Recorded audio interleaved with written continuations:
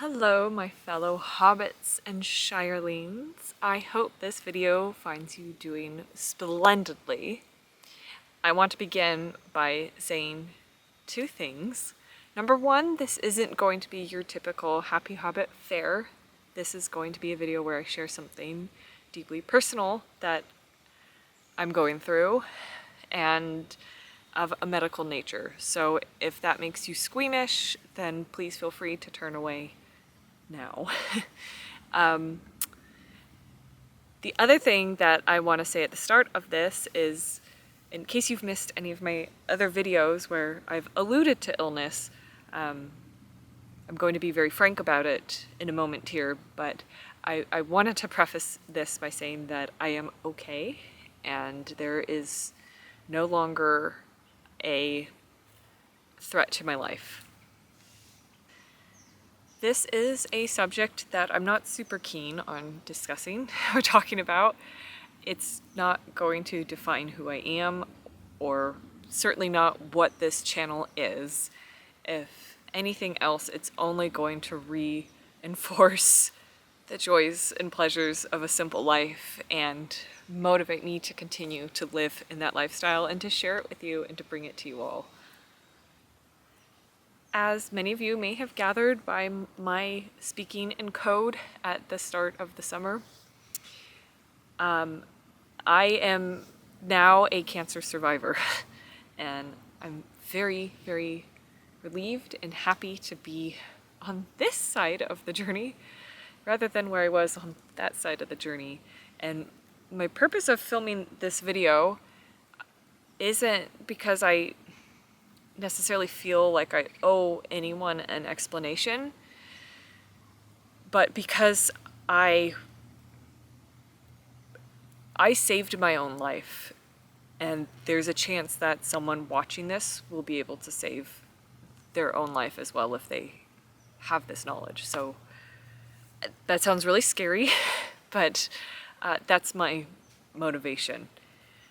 Again, it's very difficult for me to talk about, and it's taken me this long, I think, because,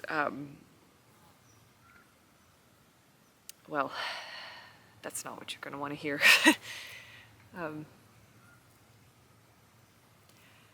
I don't know how else to approach it other than to just tell you my story. And again, this will include a little bit of medical information, so if that makes you squeamish, then you don't have to listen. I'm giving that warning because for most of this year, and possibly even now, I have been in a place where it was too frightening for me to listen to other people's medical trauma. So, in January, I was doing a self-exam on this area of my body, as I do pretty much every month, or was doing pretty much every month, because I was told that I was too young to have a mammogram and without any pre-existing family history of breast cancer. So I got very diligent about doing it, and that's my main takeaway to anyone who has breast tissue. Just get familiar with your own body. I know you've heard it dozens of times before, if not hundreds. Just do it. Just do it. You might save your own life. So in January, I was terrified to feel something that had not been there just a month before. And I thankfully was able to get in to see my GP within a few days because there had been a cancellation. And my GP insinuated that she actually could not feel anything, but that since I did, she was going to act on that largely to give me peace of mind and for my mental health, because I was very open and said I'm really scared. And it took a month before I could get any screening done, but having that reassurance from my doctor that there probably, nothing was jumping out at her as scary, there was nothing really to worry about, put me at ease for that month that I was waiting to get the imaging done. So you can imagine how shocked I was when they did a mammogram and followed it up with an ultrasound, which was what my doctor recommended. And because they're both good at viewing that part of the body from different points of view, and when you're on the younger side, it's more difficult to get a look in there, so usually they want to do an ultrasound as well. And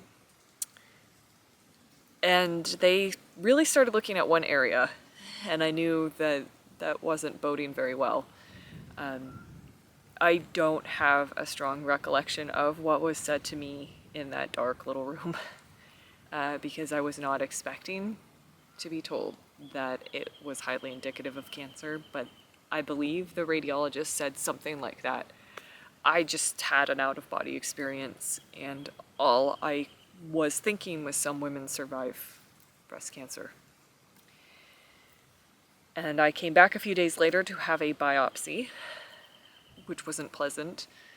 I doubt any part of this process would be perceived as pleasant. And then several days later, got the call. The bad news was that it was cancer. The good news was that it was, at least in part, hormone receptive, and that means that hormones are feeding it, and that it's the most common kind of tumor. So, and this is important, and the radiologist was clear that this was just going to be a detour in my life, not the end of my life, but that I should be prepared that there were going to be times that it won't just feel like a detour. But that outcomes for women with this type of breast cancer are really, really good.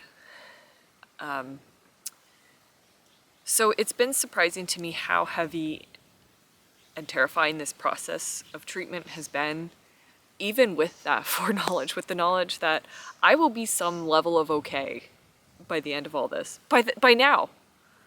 Like, February me versus me now in October, two completely different people. And I'm hoping in good ways. I'm hoping that I have changed and continue to change, because this has left a knot in me that I'm not going to be able to just unravel with one tug. And I'm just now barely on the other side. Like, you could see some of my hair growing back where it had receded.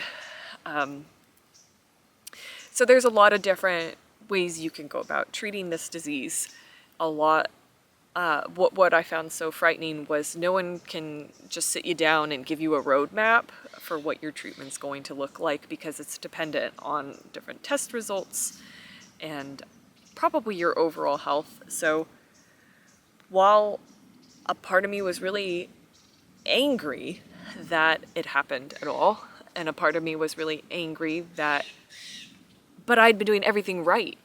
I was running 5 days a week, averaging close to 10,000 steps every day, if not that or more, depending on what else I did that day. I eat organic food from my garden. I try to eat really healthy. And this still happened to me. And I vented about that a little bit to the radiologist when he called to tell me the news, and his response was, being fit is just going to help you get through treatment with fewer side effects. And that did prove to be true. So to anyone watching this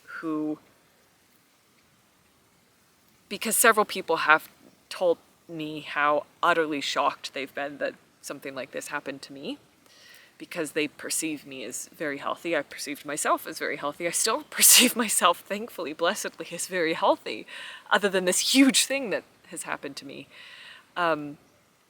Don't be discouraged. Your health truly is your wealth. Sorry, I keep thinking I hear a lizard over there. I think it's just the drying ferns rustling in the wind. But your health truly is your wealth, and it's always worthwhile to invest in it. Even if you can't prevent something like this from happening, it will make your journey a lot easier. And, oh, hi, wasp. So I feel like I'm meandering a bit here. It is, again, difficult for me to talk about. Thankfully, a lot of the fear has been removed because I'm not in the throes of it anymore. In my particular case, I did surgery followed by chemotherapy.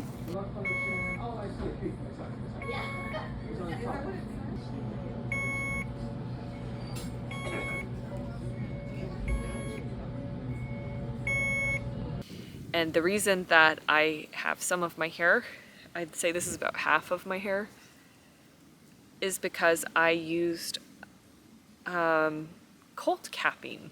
So cold capping is when your scalp, where your hair follicles are, is frozen throughout the duration of your chemotherapy transfusion.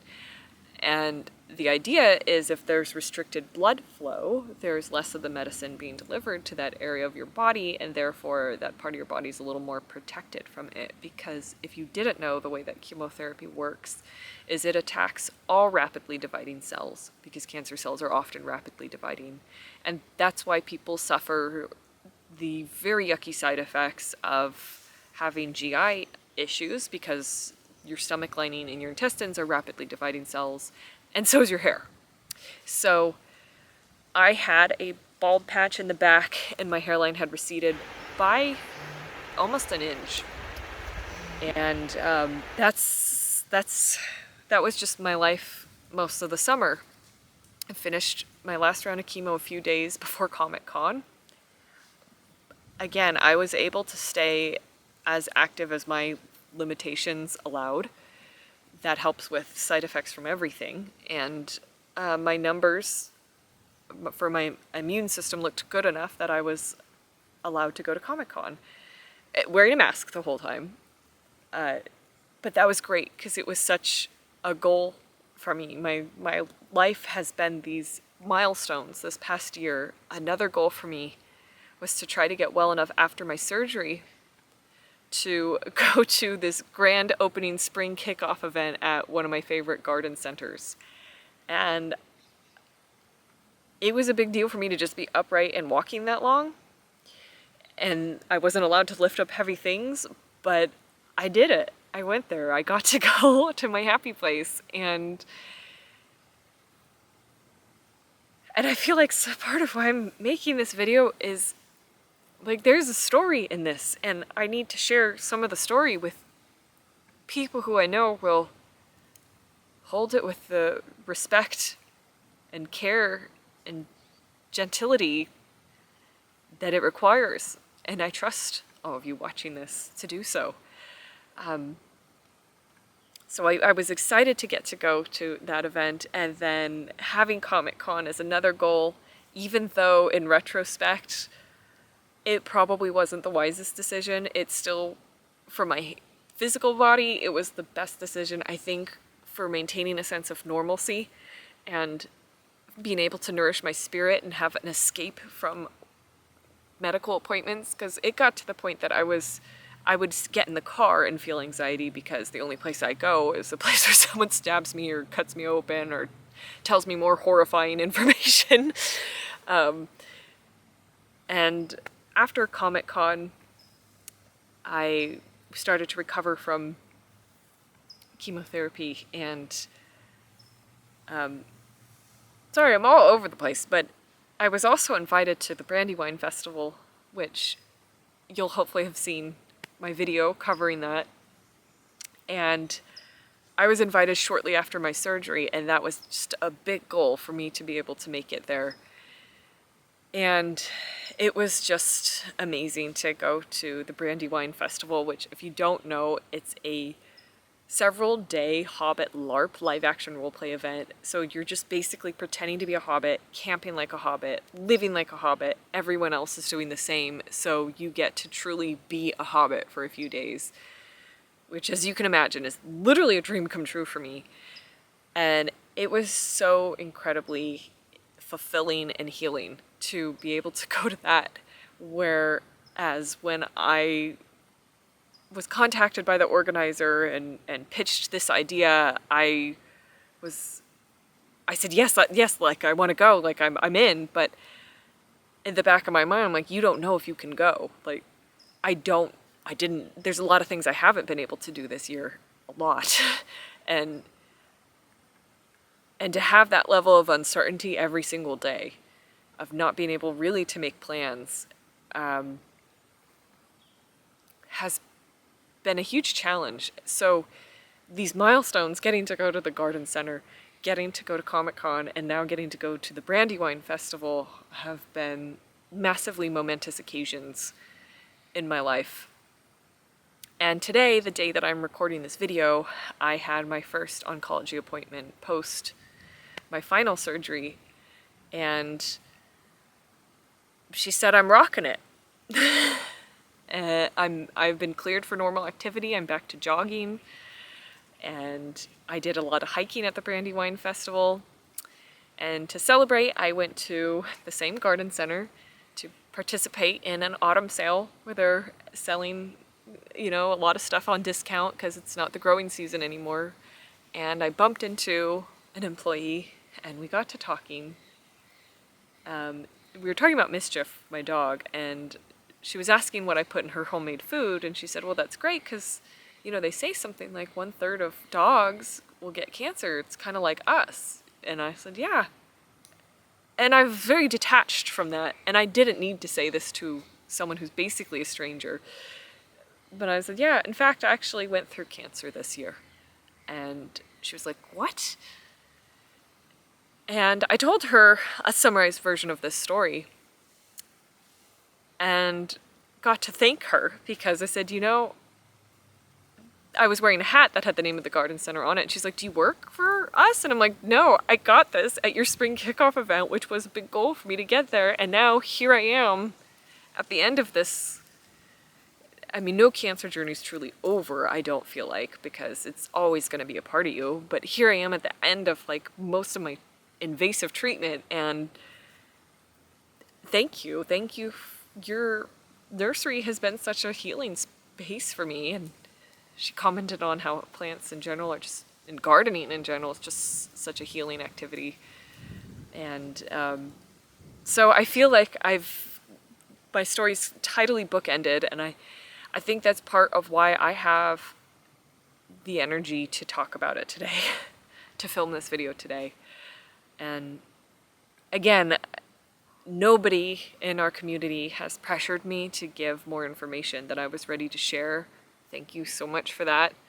Nobody has acted entitled to know information about my health. But I did want to share that with you all because obviously my content this year, if you've been paying attention, hasn't been up to par. I haven't been producing nearly as much as I normally do. You've all been incredibly understanding and forgiving about that. And also, it just feels like it's been such a big, monumentous part of my life that it needs a little bit of light shown on it. That said, as I said in the beginning of this, it's not who I am. It's just a part of my story now. And I am happily able to keep going. And as I said to the radiologist in that phone call when I was diagnosed, I look forward to that day that I will be in my garden and will suddenly have a recollection of treatment and of how this year has been for me. And I'll pause and I'll look around me and I'll think, oh yeah, that happened. Huh. And then I'll go back to tending my carrots. But yes, I wanted to share my story in case it could help save anyone else's life, in case it could help remove some of the fear around this disease, because I have a lot of fear around this disease based on what's happened to people in my family. Breast cancer in particular, I'm the first one to have had that joyous little nugget from the universe. But, which, by the way, this was another piece of information I learned. It it's kind of a misconception that most women who get it have it in their family. They said only 10% of the women they treat have the BRCA genes, or like genes that may make you predisposed. You can have those genes and never get it. It just may mean that. The vast majority of women who get it are women like me, who it just randomly popped up and didn't have a previous family history of it. So I have learned so much, not only, of course, the medical knowledge that I've had to learn, but I have learned so much about human psychology and about the comforting little lies we tell ourselves like that, to try to find an explanation. And the reason I've had to learn this, and I think that anyone else who's been seriously ill or perhaps is chronically ill will be able to relate to this. There are a lot of people out there who have suffered some form of medical trauma. And as a cancer survivor, I very quickly am learning that other people will try to process their trauma through me. And by that I mean that they tell me their story of how they lost their loved one. And they tell me information that is not actually pertinent to my particular case,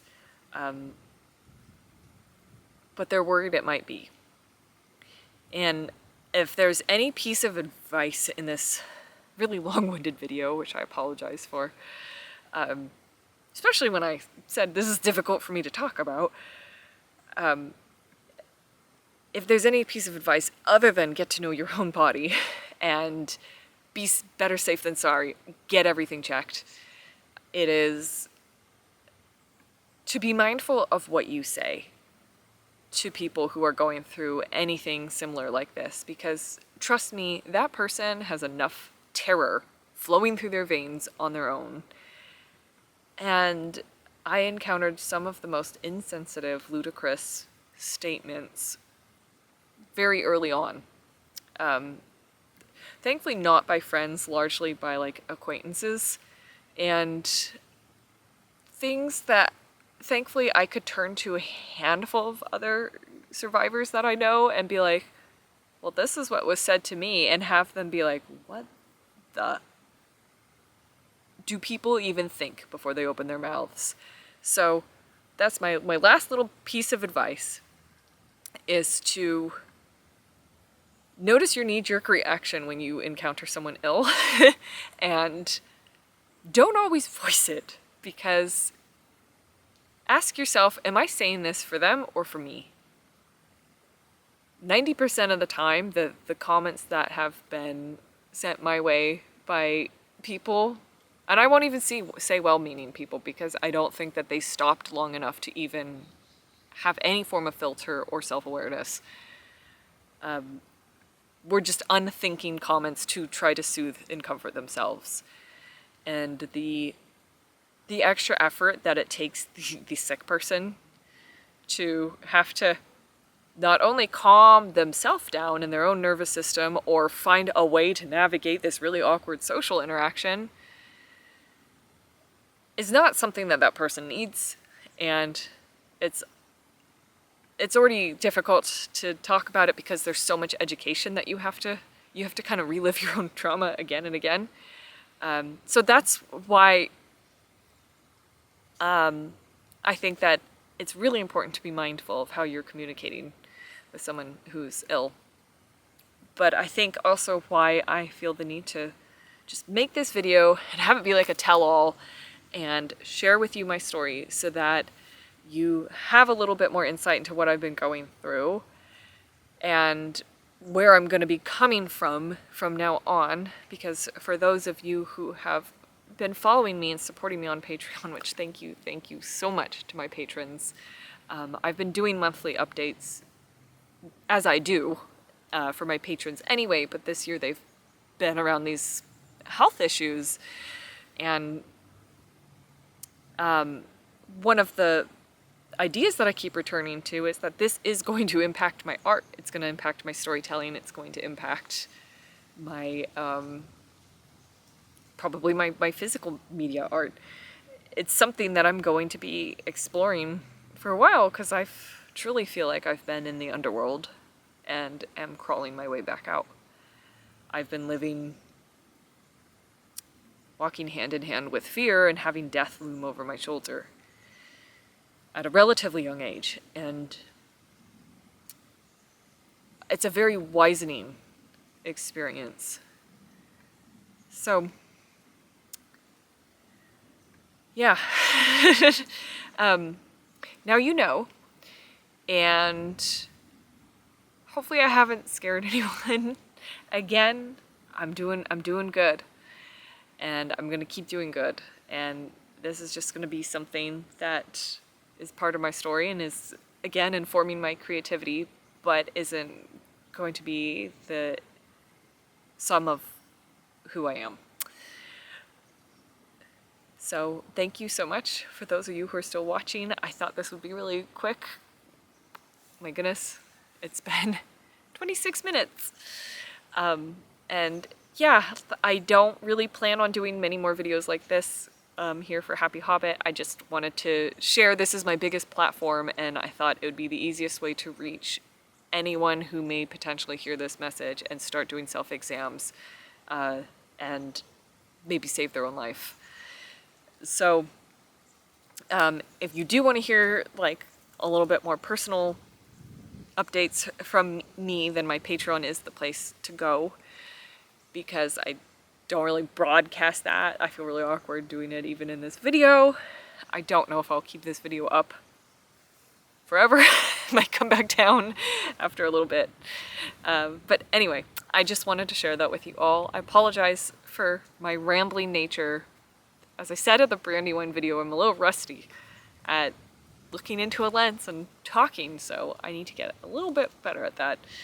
But thank you so much for all of you who've watched. Thank you for those of you who have left me such wonderful, kind, supportive comments. They've really, really, really helped to know that there is that much love out there. And really, this is gonna sound pathetic, but to know that I matter, because I'm just talking to a camera lens right now.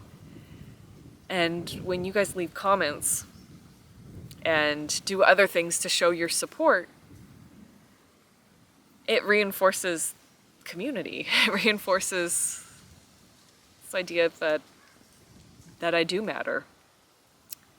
Because as you can imagine, looking into the jaws of death, as I have been this year, has been a very humbling experience.